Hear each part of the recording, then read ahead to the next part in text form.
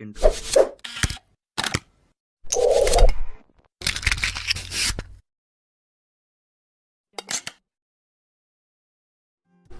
Okay guys, so let's proceed with the next problem for the moment of force.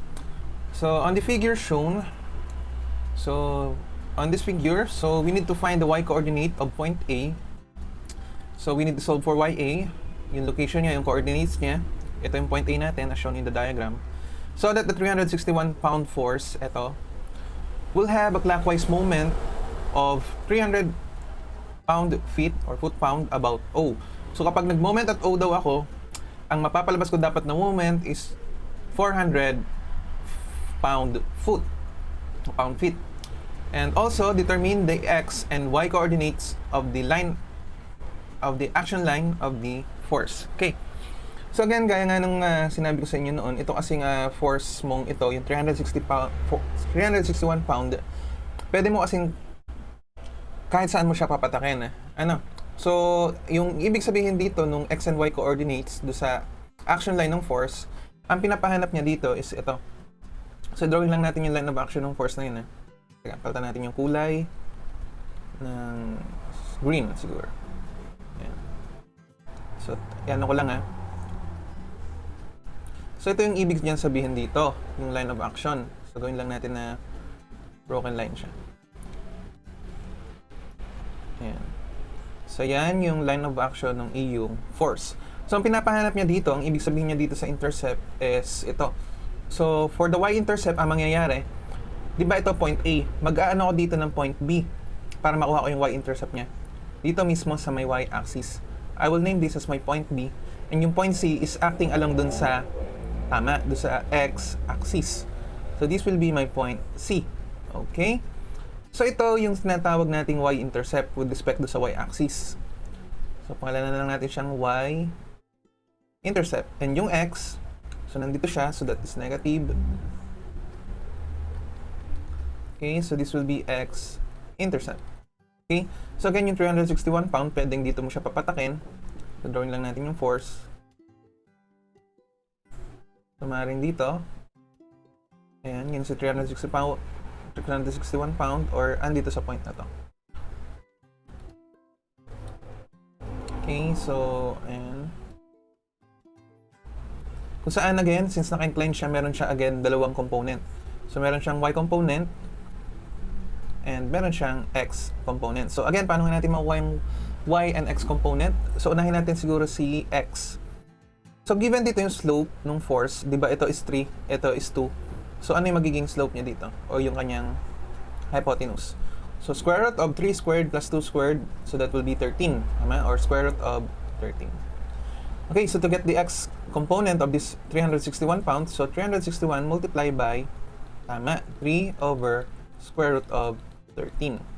And for the y component, that will be 361 multiplied by 2 over square root of 13.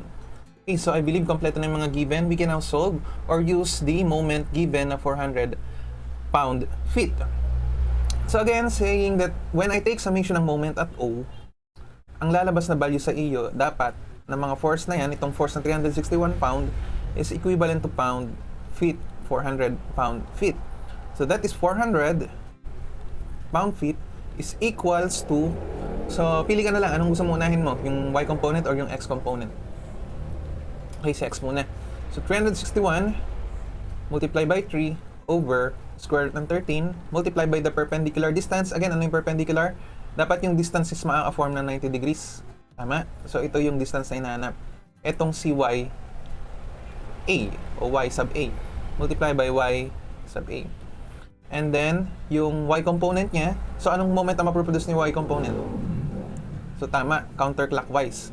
So that will be minus 361 times 2 over square root of 13 times the distance na. So, yung perpendicular distance niya away from the sa O.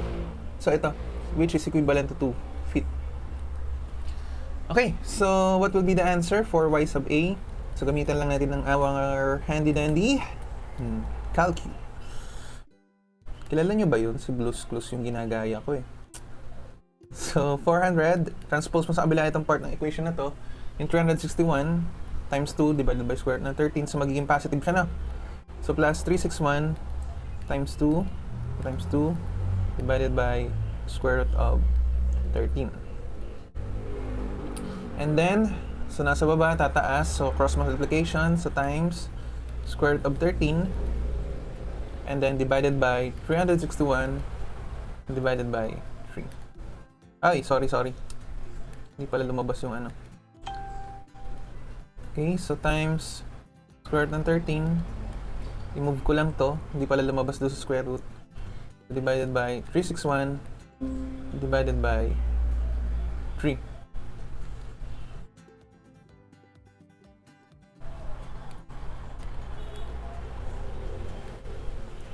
So that is 2.6650 or 2.6650. Okay, so this is the answer, yung isang pinapahanap sa problem. So feet, guys, di ba ito yung symbol ng feet? Or pwedeng FT. Tapos pag inches, pwedeng ganyan, dalawang kuwet. Okay, next. So this time, hanapin natin yung y-intercept and yung x-intercept. So unahin muna natin yung y-intercept. So yung force natin, yung 361 pound, yung line of action niya, since ito, pwede mo siyang kahit saan mo papatakin yan, depende sa hinahanap. But since yung y-intercept ang hinahanap, dito natin siya papatakin sa y-axis. So andito yung 361 pound mo. So again, hindi naman magbabago ang y and x component niya. Ito pa rin siya, tsaka ito. So hindi na natin susulat ha, since limited lang yung space natin. Okay, so same equation lang, summation ng moment at point O. So dapat 400 pound feet. So ayan yung sabi ni Barignon's theorem, di ba? Kahit saan mong ilagay yung force mo, dapat pareho lang din ang lalabas. Okay? So 400 is equals to so ano mamamatay dito sa component nito, yung 361, if dito natin siya dadalhin?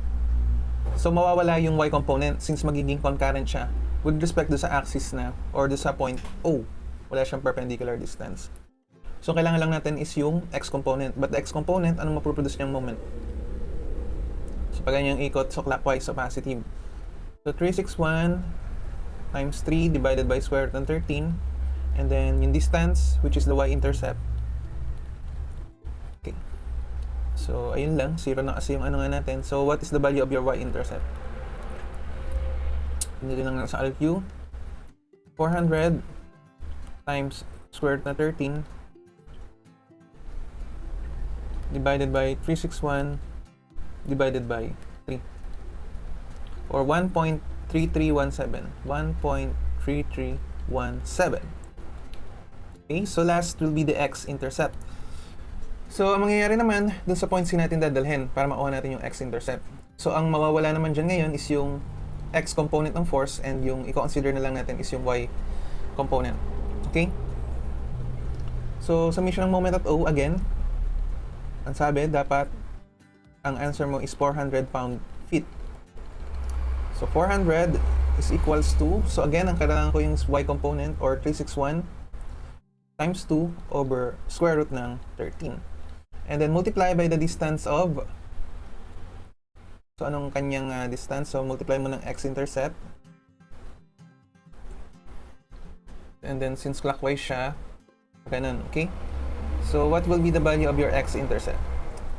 So 400, ito lang sa LQ. So 400 times square root of 13 and then divided by 361 divide. So that is 1.9975. 1.9975. Okay guys, so I think nahanap na natin lahat yung pinapa-required sa problem. So these are the answer. So check. So let's proceed with the next problem.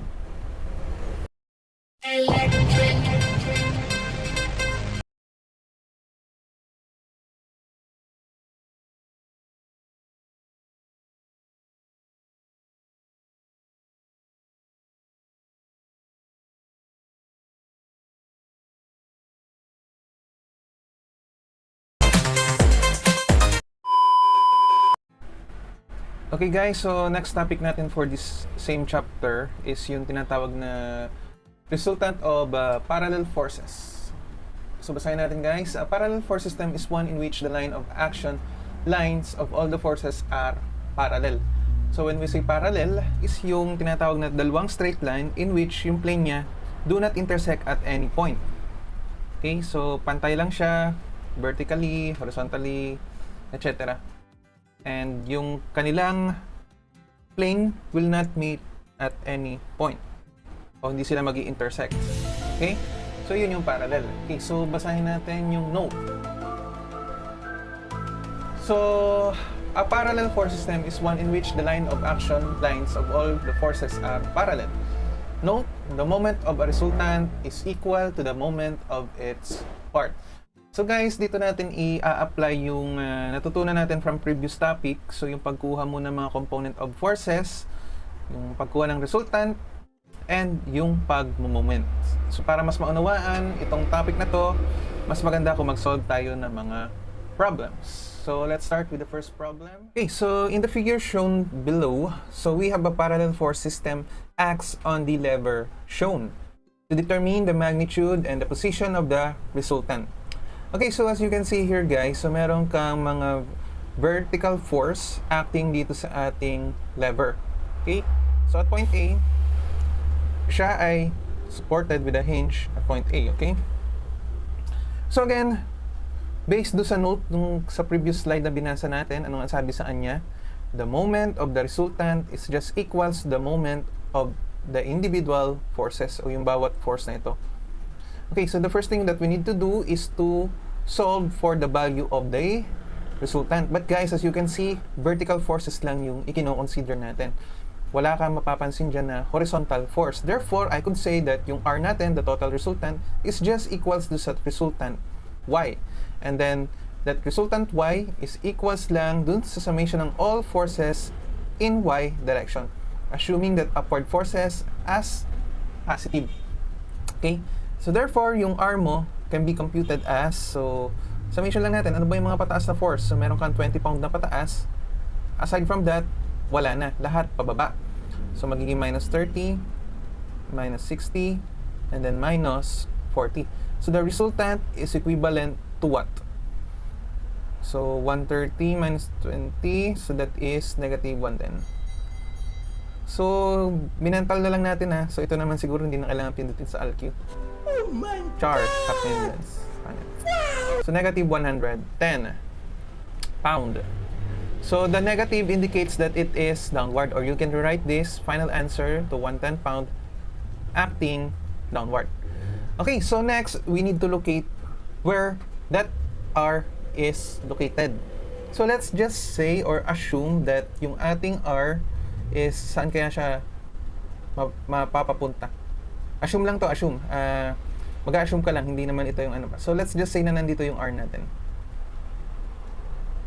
Sa pagitan nung 60 at saka 20. That is your R, which is downward na 110 pound. So nang sabi doon sa note, the moment of the resultant is just equals to sa moment ng individual forces. So ibig sabihin, kapag nag-moment ako at point A, dapat ang lalabas dyan ay yung R. So let's just say itong distance ng R natin is distance D, or yung perpendicular distance niya, pangalanan natin na D. So R, D. So guys, yung D, ito yung kanyang location nung R, yung isa sa pinapahanap yan, position. Okay? Yung magnitude niya, so pababa na 110 pound. So yung ano naman, yung individual forces, di ba? So di ba, moment of the resultant is equals to sa moment ng bawat isang force. So unahin natin yung 30. Anong moment ang magpo-produce ng 30? If you're going to take summation ng moment at A. So clockwise, di ba? Therefore, that is positive, multiplied by the distance of 2 feet. And then next, we have 60. And what is it distance away from point A? So 3 plus 2, so that is 5. And then 20, so pataas siya. Anong moment ang mapoproduce ni 20? So counterclockwise, therefore, that is minus 20. So times 3, 2, so 7. And last for the 40 pound, so that will be plus 40 times the distance of 4, 6, 9, 11. Tama ba? 11? Okay, so tama, 11. Okay, so knowing that R is equals to 110, therefore, we can solve for the value of D. So gamitan na natin siya ng calcu. So we have 30 times 2 plus 60 times 5 minus 20 times 7, and then plus 40 times 11. And then divided by r, which is equivalent to 110. So we will have an answer of 6. So 3, 5, ayun, sakto. Sa pagitan nga ng dalawa, 6. So that is 6 feet away from point A. Or kahit ito na lang yung sagot natin. Okay, so I hope naintindihan. So let's provide an additional problem. So let's proceed with the next problem. Then, find the value of P and F so that the four forces shown produce the upward resultant of 300 pounds acting at 4 feet from the left end of the bar. Okay, so guys, ang pinapahanap dito is yung value ng P and F given yung kanyang resultant which is acting at the distance of 4 feet away from the left end. So, i-drawing natin muna yung kanyang resultant. So, ano ang sabi sa resultant? Ito ay upward resultant. So, upward. Ano lang natin dito? Sige, tignan natin lagyan. Okay, so meron ka ditong upward resultant. So ayan, so this is your resultant which has a value of 300 pound. Acting at a distance of 4 feet away from the left support.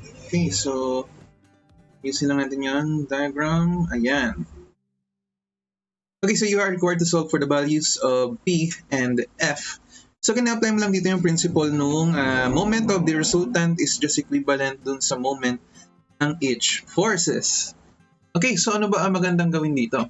Okay, so ang gawin natin, I will let this point, do sa P, naglalagyan ni P, I will name this as my point A. Okay? So, this is point A, and yung other point, so that will be our point P. Okay, so ang gagawin ko para ma-eliminate yung isang equation, pwedeng 2 equation, 2 unknown. Okay, so try natin dito yung mga options, different option. Ang pwede ko kasing gawin dito, it's either mag-moment ako sa A para mahanap ko yung value ng force F, or moment ako kay point B para mahanap ko yung value ng P. Or mag-moment ako dito sa point na to, so assume natin to as point C, dito sa left end, dito sa may hinge. So gawin ko siyang point C, so meron akong equation in terms of P and in terms of F, and then tsaka ako mag-summation ng forces vertical. Kasi yung vertical natin, that is just equivalent dun sa 300 pound. So tingnan natin kung gagana. So first, I will take summation ng moment at point A to find the value of your force F. So again, kapag nagmo-moment ka, clockwise is positive, assuming clockwise direction. When I take summation ng moment at point A, so that will be equals lang dun sa moment ng resultant and the distance na ito. So ano ba yung distance na to? Yung distance niya from point A hanggang sa resultant na 300 pound. So knowing that this is 4 and this distance as 2, therefore ito is equivalent lang kay 2 feet. Therefore, ng moment na maproduce itong 300, when you take summation ng moment at point A, so that is negative since counterclockwise. So negative 300 multiply by 2. Okay, so mapapansin nyo guys, hindi ko na sinusulat yung unit. Kasi makakancel din naman siya since yung both side mo, ang unit niya is in pound and feet. Okay, so that is equals do sa moment ng individual forces. So iisa-isahin natin tong 4 na force na to. Kasi nga sabi doon sa yung note, yung moment ng resultant is equals lang dapat sa moment ng individual forces. So let's start with the 100 pound. So when you take summation ng moment at point A, so anong ma-produce na moment ni 100? So makakapag-produce siya ng counterclockwise. So this is again, so minus 100 multiplied by the distance na 2. And then we have here the force F. So siya ay makakapag-produce ng clockwise, therefore positive. So ano yung distance na to? A to B, so that is 3. And then again, you have here a 200 pound, again counterclockwise siya, so minus 200 times a distance of 3 times plus 2, so that is distance 5. Okay, so what will be the value of your force F? So 300 times 2, negative, so transpose mo to, magiging positive, ito positive din, and then divide mo na 3. or the equation will become, so negative 300 times 2, and then plus 100 times 2, plus 200 times 5. Then yung answer, divide natin ng 3. So the answer for F is equals to 200 pound. Okay, so next, ang pwede natin gawing option is dito naman tayo mag-moment sa point B in order to find the value of P. Okay, so gawin natin.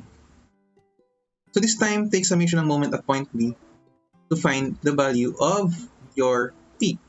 So again, itong 300 pounds. So let's determine what is the value of this distance. So palitan natin ng green para mas madaling ma-identify.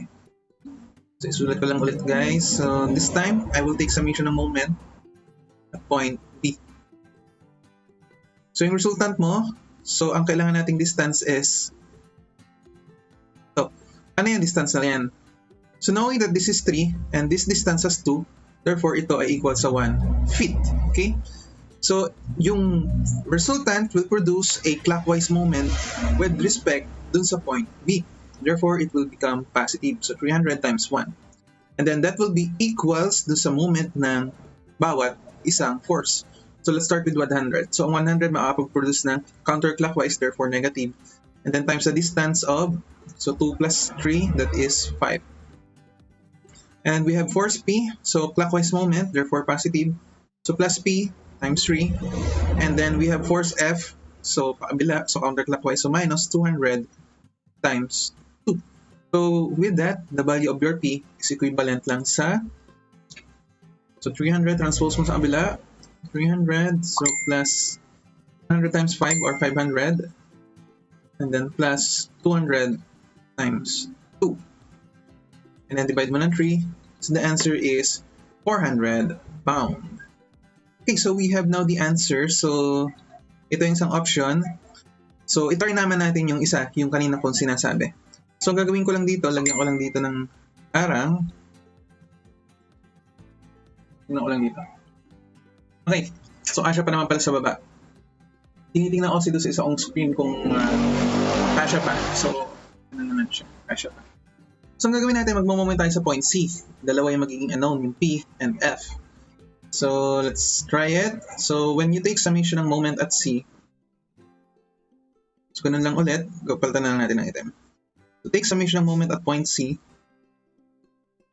So that will be equal, so again yung resultant mo, so counterclockwise yung produce yung moment with respect to sa C. So 300 times the distance of, so away from C, so perpendicular distance, so 4. And then yung individual force, so again, unknown pa itong P ha, i-check lang natin if tama itong dalawa. So again, siya ay anong moment ang maproproduce? So counterclockwise. Yung 100 pound pala guys, kung mapapansin nyo, hindi na natin kinonsider kasi magiging concurrent siya dun sa point C. So wala siyang perpendicular distance. So this, when you take summation moment at C, yung 100 pound is 0. So let's start with P. So minus P times 2. And then we have force F. So pababa siya, so clockwise, so plus F na 5, F multiplied by the distance of 5. And then counterclockwise, so minus 200 multiplied by 5, 7. Okay, so when you simplify this equation, ang kakalabasan natin, so ang gagawin nating equation is in terms of AX plus BY is equals to C. Kasi ang kakalabasan niyan, 2 equation, 2 unknown. So gawin natin, so ano magiging simplified form niyan? So negative 2P plus 5F is equals, so ito 300, negative 300 times 4, and then ito, transpose mo sa kabila to make it to positive, so minus 200 times 7. So 1, 4 minus 1, 2, so I think this is equals to 200. So I will name this as my equation number 1. Okay, saan ba makukuha yung isa pang equation? So yung second equation will be coming from summation of forces Y. Again, when you take summation of forces Y upward, so that is equals lang doon sa resultant na Y component. Kaso kung makikita nyo dito sa original diagram natin, yung Rx mo is equals to 0 since wala namang horizontal force na pinag-uusapan. Therefore, with knowing that, yung R mo will be just equals dun sa Ry. Correct? So ito will be equals lang din sa R. And yung summation of forces ng Y mo, so that will be equals lang din sa yung apat na force na to. So again, yung R mo has a value of 300. Okay, so that is equals to, so pababa, so minus 100, yung P mo pataas, so plus P, and then pababa, so minus F, and then pataas, so plus 200. So when we simplify this equation, so P minus F, and then is equals to, so 300, transpose ko sa kabila, 400, minus 200, so that will be 200. So this will be my equation number 2. So by elimination, mapapalabas natin yung unknown. Okay? So ilatag lang natin mabuti. So may space pa ba? Paano ba natin ito pagkaasyayan? Okay. So ano ko na lang yung gawin natin, habulin natin ng ganitong unit. Pag-a-addin natin. So ito may multiply ko ng 2 para ma-answer yung P. Or ito meron siyang shortcut doon sa ALQ, yung mga 551 ES plus. And then yun siyang gawin. So distribute natin, multiply natin both sides ng 2. So magiging 2P minus 2F is equals to 400. So this will be my new equation 2. So gawin ko na lang 2A. Ayan. So ang gagawin natin, solve simultaneously yung 1 and 2. Pag-addin lang natin yung equation para makuha natin yung value ng F. So 2P minus 2P, so 0. And then negative 2F plus 5F, so magiging 3F. Then 400 plus 200, that will be 600. And with that, so what will be the value of F? So 600 divided by 3, so that is 200 pounds. Okay, so as you can see guys, dalawa lang na lumabas dun sa kanina nating equation. Ito, check.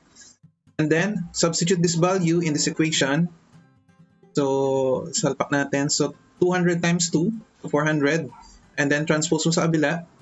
So, diba, negative 400 siya dito, magiging positive. So, 400 plus 400, 800. And then, divide 2. So, the value of P equals to 400 pounds. Which is correct. So, pwede pa lang itong second solution yung gawin natin. Anyway, kung alin sa tingin nyo yung magiging mas komportable kayo, mas madaling gamitin, pwede naman. Kasi, sabi nga dun sa ating discussion dun sa module, it's a matter of practice din. Kasi marami siyang way para isolve ito. Merong mas madali, merong mas complicated, pero at the end, pareho lang dapat nang lalabas na sagot. Okay, so let's proceed with the next topic under this chapter.